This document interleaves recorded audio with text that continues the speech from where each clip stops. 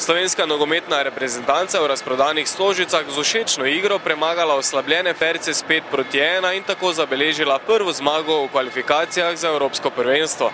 Mi smo naredili v tej tekmi, kar smo si sami želeli, kar je bilo od nas za pričakovati in kar smo morali.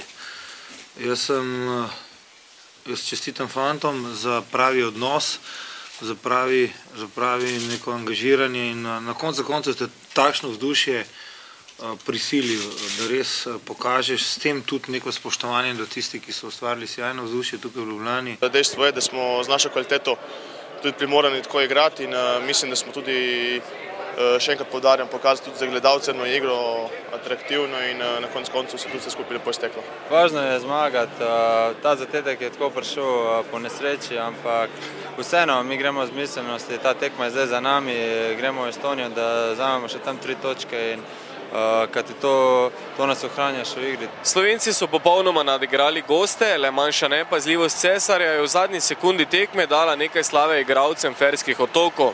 Svoje trenutke je doživel tudi Tim Matavž, ki je dosegel hat-trick. Josip Iličić pa je dokazal, da ima slovenska reprezentanca, pa čeprav selektor Kek tega ne bo priznal, v tem trenutku igralca, ki da slovenski igri novo dimenzijo. Jaz se sploh s tem ne obremenjujem, če bom igral v prvi strelec ali ne, ampak meni je že veliko pomeni, da sem sploh tukaj, kajti tukaj so z mani najboljši nogometaši v Sloveniji, tako da sem presrečen. Ko ti enkrat gre, pač ti gre in zadaneš skoraj vse, vse pač tudi tisto, kar se ponovadi ti ne zdi mogoče zadeti, zadaneš, ko si v formi.